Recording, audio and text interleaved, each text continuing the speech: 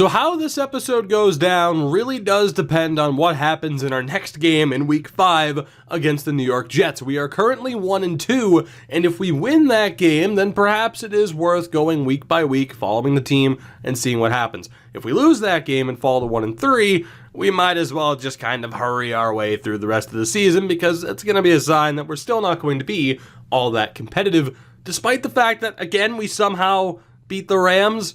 Maybe Jared Goff was off in that game too, and the offensive line couldn't hold up, like the Super Bowl. That's right. Bam, Patriots fan, referencing the Super Bowl. You're damn right. Anyway, let's get into it. Although I do love that anytime I go to this menu, it just says, find better players. Just please, find better players. You're doing a terrible job.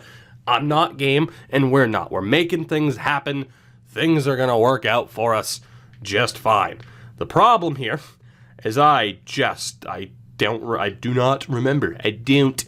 do not remember who we were scouting, and the answer appears to be running backs. So let's just go ahead and look at everybody there, quick and easy. And there's a couple of fullbacks. We might as well take a look for the hell of it before we go ahead and change up the scout.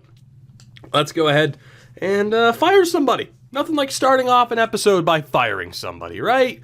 Quick and easy. Give someone the boot. And unfortunately, it's going to be good old Haywood Schnupp. Get out of here. Parker Gibson, you're going to be signed for probably 35 seconds, I'm guessing. Somebody time it if you care to. Actually, we're not going to have enough points to scout all of these quarterbacks. It's at least worth taking a look at the guys in the first round.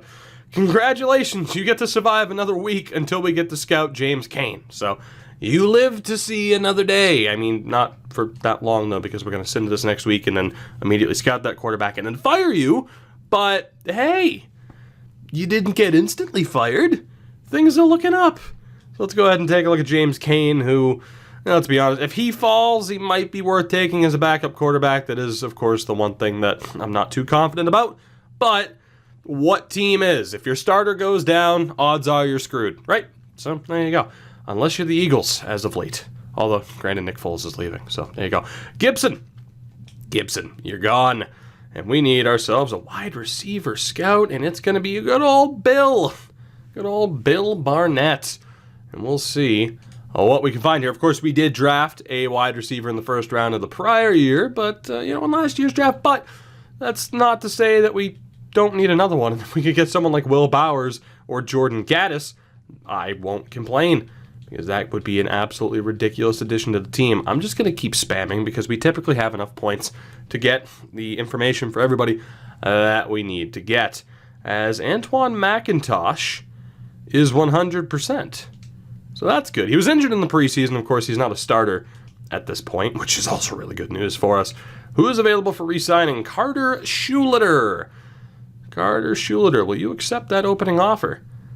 Yes, you will. That might even be a bit too much, but that's okay. And Quinn Kropog, he's not great, but we have to keep him for now. He signs as well. So we need to keep the majority of our players here for as long as possible. Again, with us not being allowed to trade, the only way I'm allowed to trade is much like we do in NHL. I'm allowed to take a player and a 7th round pick and exchange it for a 7th round pick. That's the only way. And even then, I want to kind of limit how much we do that. Kind of. I don't have to do it too often in NHL. Hopefully, I won't have to do it too often here. That said, scouting's taken care of, re-signing's taken care of. We are playing the 0-3 Jets.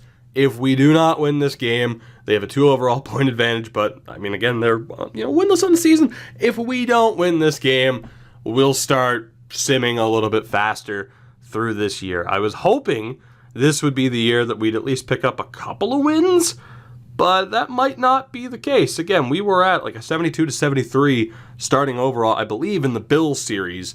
And we found, I don't want to say success, because that is not the right word, but we were at least able to get a couple of wins here and there. I'd like to think this squad can do the same, although it might be for the best that we don't. It might be for the best that we continue to get a top 5, top 10 pick year in and year out. So let's see what happens. A home game against the Jets. Let's go through the first quarter, shall we? Who gets on the board for Foist? Who gets on the board Foist? The Jets get on the board first, 7-0 at the end of the opening 15 minutes. We strike back, though, in the opening minutes of the second quarter with a touchdown. They respond with a field goal and a late touchdown, 17-7 at the half. We need a strong start to the second half. We get a field goal at least. Can we tie this game up? To the fourth quarter we go, still down by 7. Let's see how this goes as Joey McCormick is sacked and the Jets take over. What can the Jets do? They can march down the field for the touchdown, 24-10. And if we don't score on this drive, we're screwed. We are absolutely screwed, aren't we?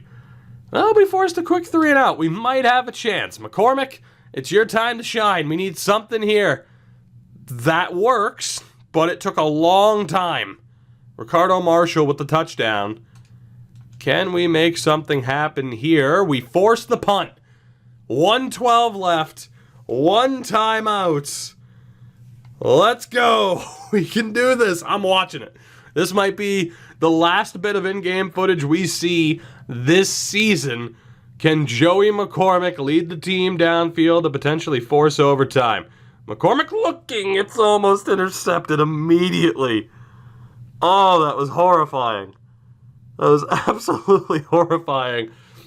I guess nobody was open downfield. He just outright panicked. Come on, Joey. You can do this. Throws out of bounds. It looked like he had the running back open in front.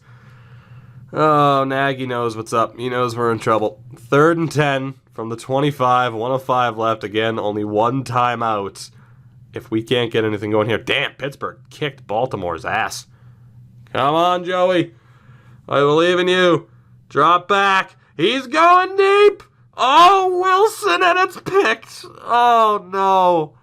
Lawrence with the interception. And that's a heartbreaker. McCormick just goes for it. It ends up in the air and is picked off by Lawrence. That'll be a loss. The Jets will pick up their first win of the season. We fall to 1-3 on the year, and I think we'll start going week by week. We're not going to completely give up on the season, but we're going to go week by week without jumping into it just to see what happens. McCormick 24 of 43, 275 yards, but 1 touchdown, 2 picks. Not great. And also, you had Wes Lunt, our backup quarterback, complete a pass. Reynaud, the running game has just been completely neutralized all season long. Receiving-wise, Wilson with 7 receptions for 84 yards. The touchdown again went for Marshall. Blocking-wise, Jesus, 6 sacks allowed. Wow. This offensive line has just been decimated. Absolutely decimated. An interception for A.J. Ross, but not enough. And I can't help but think, yet again, we're going to need to focus on the offensive line in this upcoming draft. Even though the O-line's not that bad, right? Like, I'm sure I could take a look. Well, hopefully I'll remember to look at the end of the year. We'll see what team finished last in terms of most sacks allowed, basically. And we'll take a look at their offensive line, if it's not us, to see how much better it is than ours, how much worse it is than ours. I'd like to think they'd be doing a little bit better than they have been, but that is not the case. A.J. Ross, hey, look at that. That'll make you better in terms of run support. That gets him up to a 79 overall. Very happy that we were able to draft A.J. Ross, though. Very happy to get that safety combo sorted. In terms of scouting, again, we are on wide receivers. The O-line will get quite a bit of love here, though, in terms of scouting, I would imagine. Let's just spam through this. How many people in the 5th round? Oh, that could be a massive waste of points. We won't scout the guys in the 7th round, though. Let's do this. And okay, DJ Malone looks to have just been an outlier. Screw it. We're going through the last 2 in the 5th, 5th round projections, and then we're going. It's fine. It'll be okay. Jamal Mosley is back from injury. We are playing the 4-1 Lions. Let's see what happens. Can we get the win? Can we somehow battle back? 38-35 loss. Yeah, this season is done. This season is done for. It is not going to happen. God, I wish we had Noah Anderson healthy. I'm still going to re-sign him even though he's out for basically, he is out for the entire season. Just absolutely brutal. We're playing the 5-0 Dolphins in this next game, so I fully expect us to win, because when we should lose, we win, and when we should win, we lose. So there's that. Oh, God, that was a decent bit of menu lag. That's okay. I'm all right with wasting a few points. Tight end-wise, wow, this is a deep tight end draft for the most part. I wasn't expecting that. Again, though, we should, I say it every year, we should have enough points to scout out everybody I want to scout out. Hopefully. One of these times I'm going to just completely botch it and I'm going to get called out for it. Moose, we need you. We need you, Moose. We need your expertise. We need your expertise. Let's take a look at a couple of tight ends before moving on to the offensive line. We'll see what we find here. Nathan Stanton could be really good. Brenton King, oh boy. Okay, it's looking a little bit rough here, but that's okay. I think I'm still going to scout out the vast majority of them. More than likely. Maybe. We'll make it happen. 5-0 Dolphins. Are we going to lose this game as well? Yes, we are.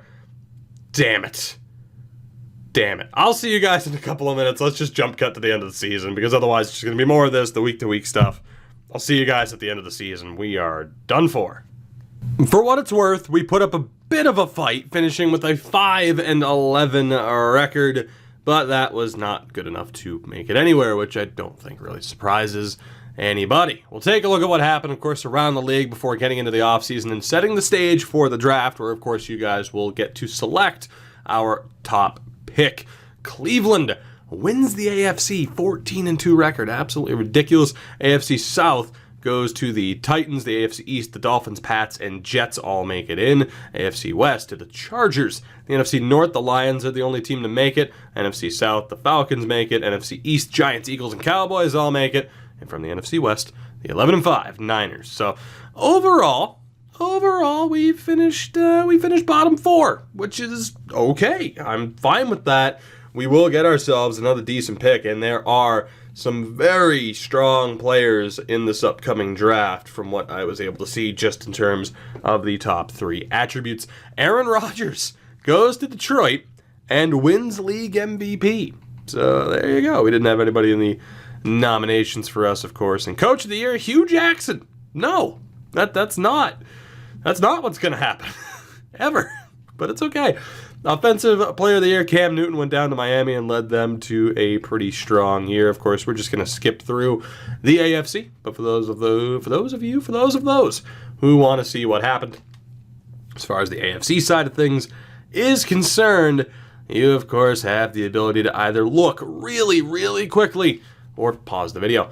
But to the NFC we go. Aaron Rodgers, of course, wins Offensive Player of the Year. Joey McCormick finished 9th in voting there. Defensive Player of the Year, we had no nominees, which is pretty disappointing. Offensive Rookie of the Year, Vincent Wilson, our top wideout, finished 3rd in voting. He's the only nominee there. Defensive Rookie of the Year, A.J. Ross, finished 2nd behind Eric Powers of the Carolina Panthers.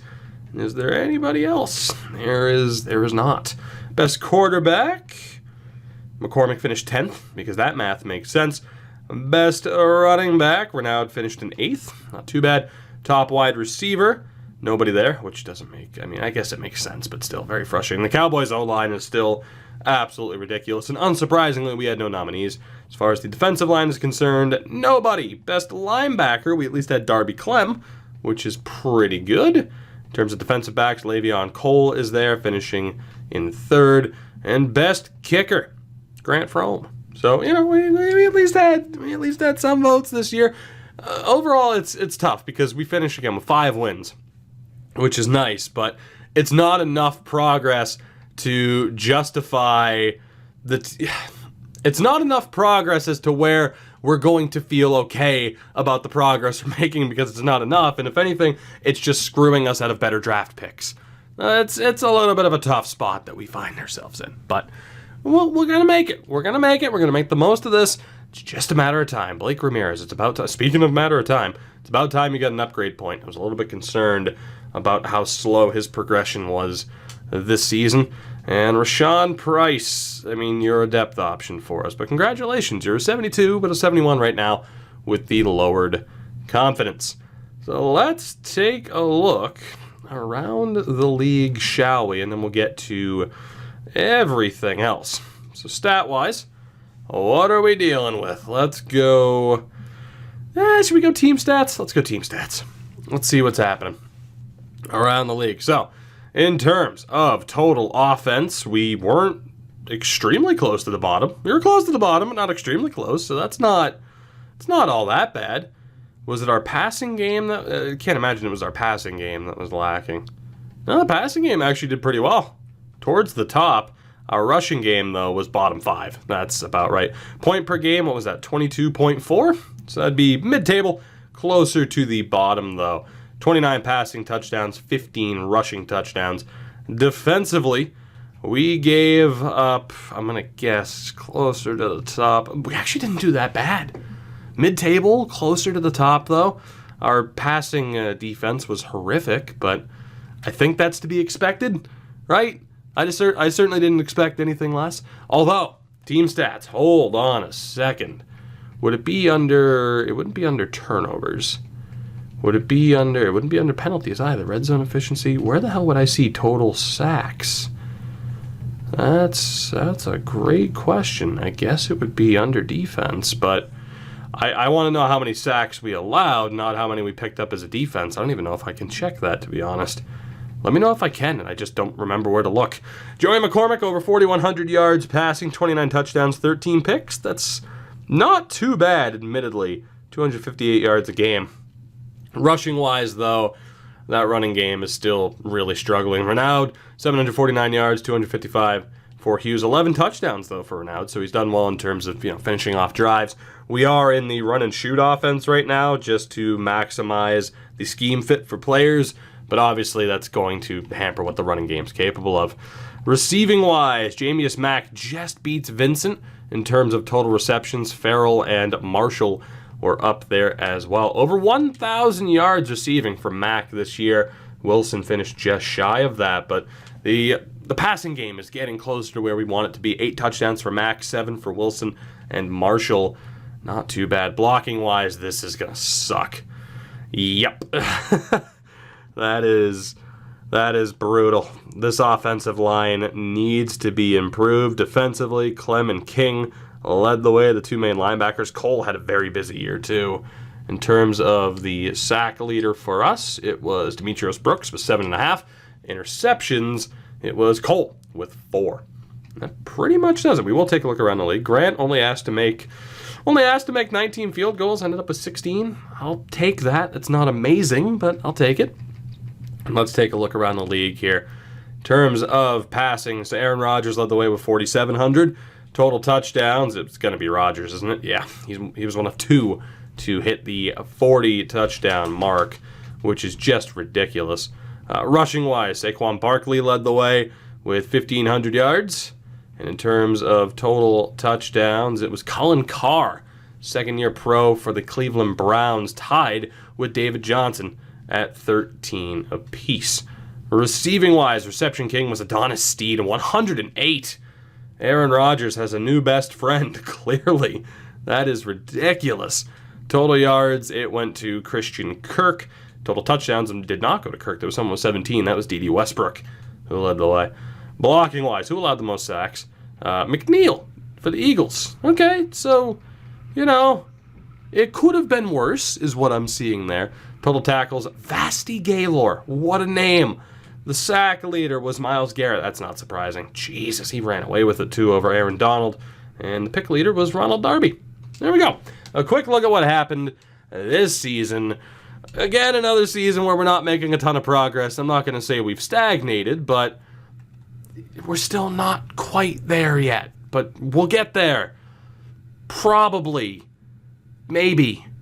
I have some doubts over some players, but right now we're showing up as a 76. It's not going to be fair necessarily to look at the team right now until the confidence wears, that effect wears off.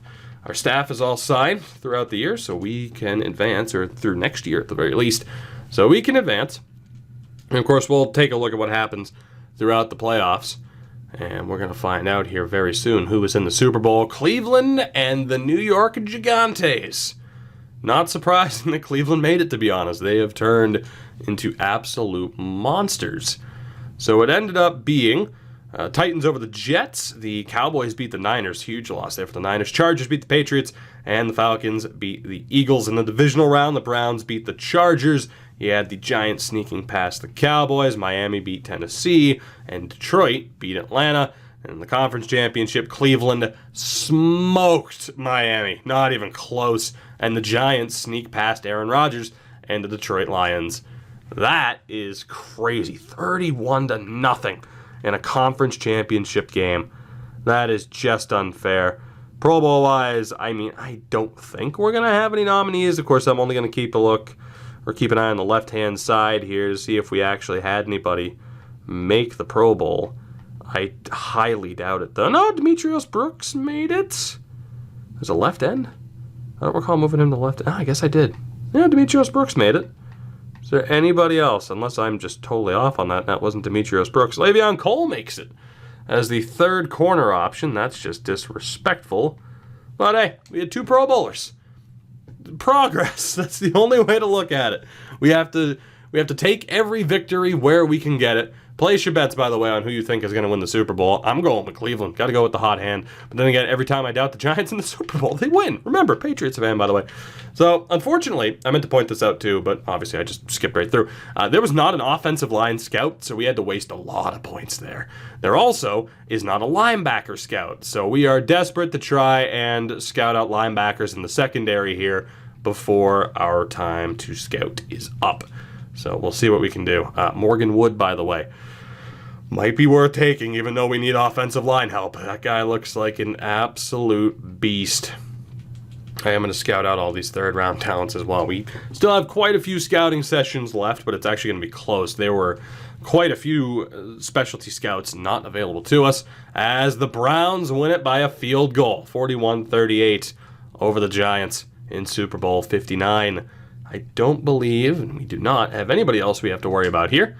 Of course, we'll have to sign players next season, but that's the name of the game, at least until we somehow completely fill out a depth chart with only players that we have signed. Let's move on. We will get to the draft in this episode, or at the very least give you guys the opportunity to see who is available, and then hopefully next year is finally the year where we start to go week by week and we stick with it, because the team's done well. Oh my God, the corners. Not that we need a corner, but we might as well scout all these guys out as well. And there are some very good players in the secondary this year, which again, it's not exactly what we need, but it's going to be tough to pass up on, say, best player available versus need, especially when trading is not a major factor. And especially when that decision, as far as who we take in the first round, is completely out of my hands. It's going to be fun. Adrian Husted also looking pretty good. So, let's see who else we have here. Let's finish scouting out the left outside linebackers while we're here. Of course, we're not going to take a look at the 7th round guys. Middle linebackers. Let's just round this out and see if we can find anybody. The answer will probably be no, but that's okay, as we have one more scouting session left.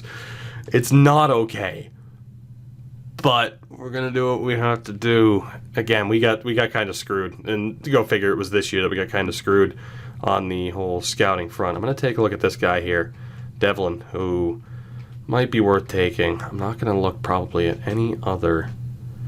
Here, we'll take a look at Edwards as well, even though we don't necessarily need a safety, and he's terrible, so we don't have to worry about that. Corners. There's a couple of guys projected to go in the 2nd round who are a little bit interesting and are probably worth scouting over anybody else. So let's do that. Let's see if we can find anybody interesting here, and the answer is kind of, but not really. And is there anybody left 3rd round projection that we have not found? The answer is no, so we'll go to the 4th round, and we'll just waste the points on these remaining linebackers, and we're good to go. That's pretty much all we can do outside of doing that, because it doesn't really matter anyway. So the 2025 draft is upon us. This could be interesting. At least I hope it will be interesting. Let's take a look first and foremost at the free agency recap, shall we? As the league signings, Aaron Donald goes to Tampa. It's crazy. Juju off to... Wow! Buccaneers making moves. Holy hell.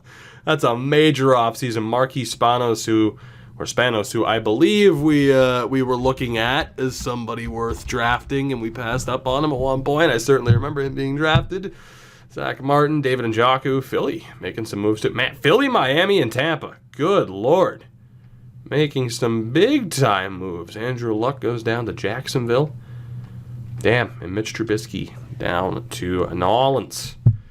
Wow. Big offseason there for a lot of teams, which, of course, will never affect us. What will affect us, though, is the draft. We have the 4th pick in this year's draft. Let's go ahead and skip to that pick, as that's unfortunate. I was hoping he was going to be available at 4 because I knew he was going to be a beast. Bradley Zeman ends up going to Carolina. That really hurts. Pittsburgh takes Morgan Wood. Now I really wish we were worse. 3rd pick is Moncrief, and we will see who else is available for us here. But 2 of the players I really wanted you guys to be able to vote on are off the board. So quarterback-wise, of course, we're not going to worry about any of these guys. If they fall, cool. But odds are we're not even going to take a quarterback. I just wanted to see if there was someone who was like can't miss to potentially replace McCormick. Not that I don't have faith in him, but no, there really isn't. Running back wise, there is the debate over whether or not we should bring in a better running back. It's not the most needed, but it could work, as I am going to create this poll in real time so I don't have to come back to this and do it later. But between Keith Irvin, who we will take a look at, at 23, he's not going to have a ton of time to develop, but he might not have to. Very fast, very agile. Late 1st round projection. If he were to fall to the 2nd round, that would be perfect, and odds are he might. He could be a great 2nd round steal. Jordan Stewart, on the other hand, he's 21. He has a bit more time to develop. The speed isn't quite there, but he is agile, has some decent strength as well. I think if we could get either of those 2 in the 2nd round, if they were to fall, that would be the time to get them. To the point where, I don't know, I'll leave them on the poll, but I don't expect them to win, nor should they, more than likely. Wide receiver-wise, we have 2 guys who are projected to go in the 1st round at this point. Will Bowers out of Nebraska, the 21-year-old, great route runner. You would hope the catching would at least be a B, but unfortunately, not that fast and not that agile.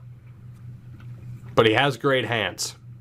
So that's the one thing. We know he can catch the ball, but in terms of route running, the speed and agility just isn't quite where you'd want it to be. So me personally, I think I'd probably avoid him, but he could be what we need. It's tough though because Mack is technically a slot receiver, and Bowers, I gotta be honest, the vert jump's not that bad, but he's 6'1". So he has great hands, but everything else is kind of lacking. And then there's Jordan Gaddis out of Georgia, who similar. He's a year older, also a possession receiver, same height. We know he's a good route runner and has good hands. The difference here, though, pretty much the same vert jump. He's a little bit faster. So if we had to take a wide out, I would take Gaddis over Bowers. And right now, I think out of the 4 players that we've looked at, the 2 running backs and the 2 wide receivers, Gaddis is the pick. But obviously, we have a lot more to look at. Tight end-wise, there's really only one option here in the 1st round. We could get somebody decent in the 2nd or 3rd round, but Nathan Stanton out of Ohio State, I'm not going to sit here and say he could be the next Gronk, but depending on how he develops, that could work. And if he were to fall to the 2nd round, that would be an amazing pickup. We do have a pretty solid tight end, but a dual-threat tight end option might not be the worst way to go, and Stanton could be just as viable of an offensive threat as either Bowers or Gaddis. And to be honest, he might be my favorite at this point. Left tackle, there's nobody projected to go in the 1st round. Left guard, we do have 2 options, and I can tell you right now that Quayshawn Ramsey was one of the draft story players. There were actually very few this year that were positive, but Quayshawn Ramsey was one of the draft story players. He should have unbelievable strength, and he doesn't. Wow, it was like the whole Olympic pedigree, and he's strong as an ox. He's 2nd in bench press, though, for left guards.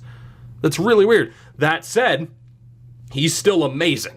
Strong as hell, extremely agile. You look at the top skills as well, and as much as I'd love to bring in a Ramsey, or as much as I'd love to bring in a Stanton, there's no doubt that someone like Quayshawn Ramsey should be the pick.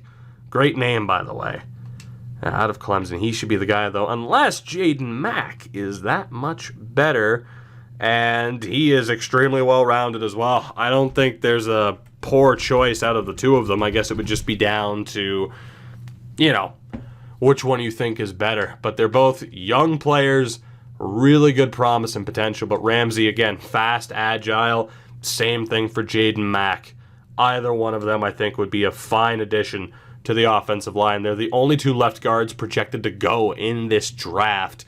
Like I said, as much as I'd love to get Gaddis or even Stanton, especially Stanton, I think it has to be Ramsey or Mack with what we've seen so far. Centers, though, we also have two other options. James Vance out of Wisconsin at 22 years old, agile type, strong, fast, agile, 6'1", 307, by the way. So not the tallest guy. But needless to say, when you look at our offensive line and how much they love to imitate a turnstile, this is certainly the time and place to find some offensive line improvements. Cole Cameron out of Notre Dame could be one. He's a tad bit older, but still very well-rounded. You could risk taking a tight end here in Stanton and then going with whatever member, hopefully, of the offensive line falls to the second round, but that might be too risky and should probably do the inverse in terms of taking the O-line and hoping that either the tight end or Gaddis or Bowers falls to that second round, or one of the running backs for that matter. Right guard, there isn't anybody available. DeMarcus Steeples, by the way, is a great name. And right tackle, there is only one, Alan Golucky, also out of Ohio State at 21 years old. Pretty damn strong, pretty damn agile, and those top skills also look pretty damn good. So for the offensive line, there are 5 names that really stand out. That, of course, being Quayshawn Ramsey, Jaden Mack, James Vance, Cole Cameron, and the right tackle, Alan Golucky. Will one of those 5 be this selection, 4th overall in the 2025 draft? I'd say probably yes. Probably the smart way to go, too. It's just a matter of which one. Crosby Peppers, by the way. Right end, there isn't anybody. Defensive tackle, there are 3 options. Of course, you can see the team depth chart in the description below. We do have defensive tackles on the team. I so wish that middle linebacker was there. But first up, we have Curry Whiteside, the 22-year-old. He is a speed rusher, and he fits the bill in terms of having the speed and agility, finesse moves being his top skill. The bench press is perhaps a little bit concerning, but he could also be an option. I'm going to write him down. I don't think he'll win, right? But damn it, I want to give people options. Marcel Crichton out of Florida, strong as hell, relatively agile. Top skills, though. I mean, he's fast, but he doesn't have the agility for top skill to be pursuit. That's kind of a weird one, but it could work out. Marcel Crichton is also an option. And Nino Copper out of LSU. Nino Copper out of LSU. Well-rounded, mid-first round projection. Again, not looking like that bad of a pick, but when we are in desperate need of offensive line help, I don't think that's going to be the move. Only one outside linebacker on the left-hand side, projected to go in the first round. That is John Ruff. John Ruff out of Oklahoma. He is fast. He is agile. He's pretty damn good, to be honest. Not that we need, of course, the help there the most, but John Ruff might be worth the pick, or it could be a second-round steal. Middle linebacker, unfortunately, the best option's no longer available. On the right-hand side, you get the point. It's fine. Jarrell Simpson, Indiana State. Not that fast, not that agile. Strong, though. Might not be the greatest pick available, but still, we'll add you to the list, Jarrell. We'll do it. Why not? And Dylan Osborne out of LSU. Second round projected, but first round talent. Probably won't take him, but he is very well-rounded. Osborne, congratulations. You're on this poll as well. Corners, there are quite a few, but let's be honest, I don't really think we need them. But we'll still look, because there might be another can't-miss corner here. Although, again, I already know you're going to take an offensive line, but I know people like to look to see, like, oh, man, it would have been cool if we didn't already have corners to take that guy. Although Paul Neely doesn't exactly fit the bill. I mean, he's agile, he's strong, he can jump. That speed, though, is quite concerning. Certainly could see someone just speeding by him if they break man coverage. A.J. McCoy out of USC. is also pretty damn good, I gotta admit. It's a very well-rounded combine report. Fast, strong, can jump, agile. He is ridiculous. Terrell Paul, apparently USC had a pretty goddamn good set of corners here. Terrell Paul, Jesus, man. Fast, agile, can jump, is strong. I wish I could see if USC won the national title, because that would be my guess with those two at corner. Tyrone Bryant out of Michigan State, again, also fairly well-rounded. Probably, again, won't be the pick, but that's okay. Don't worry about it. Don't worry about it. We got to give Terrell his moment in the spotlight, and we're going to put him on the pole. And Malik Cobb out of Stanford would be the last option. And Jesus, man, I wish we needed a corner in this draft. Then again, we can take whoever the hell we want here, but it'd be a good draft to bump up your corners. At the time, Femi Booker out of Michigan State. Good Lord. Good Lord. What a draft this is for secondary talent. That is ridiculous. And Jerron Tongue out of LSU is also just a monster. This is going to go down, I think, as one of the strongest drafts we'll see throughout this series. That is ridiculous how strong both of those two are. And then Mr. Husted is the final option. Of course, we took a safety last year. He is still clearly great, but he's 24 years old. Early first-round projection. And that is it. Those are all the players that you will find on the multiple-choice poll that will be linked in the description as well. So make sure to check that out and vote for any player that you would like to see me draft. Again, multiple choice. Any player you'd like to see me pick, select them, and whoever wins that poll will be at the top. We'll take one more look. We don't have to. You know the depth chart, don't you? Well, if you don't, again, it's in the description. Let's take a look. So again, quarterback-wise, McCormick is up to an 89. Running back-wise, we have Jamon Hughes and DeMarcus Reynaud. And actually, let's take a quick look here. So McCormick's 26, quick development. So he's not going to get that much better, but he's almost at a 90, which people thought he wouldn't. So that's nice. Hughes is 27, so the development pattern doesn't really matter at this point. But Reynaud is quick development at 23 years old. Tucker Hackett was the fullback that we picked up last year. Still normal development for the 23-year-old.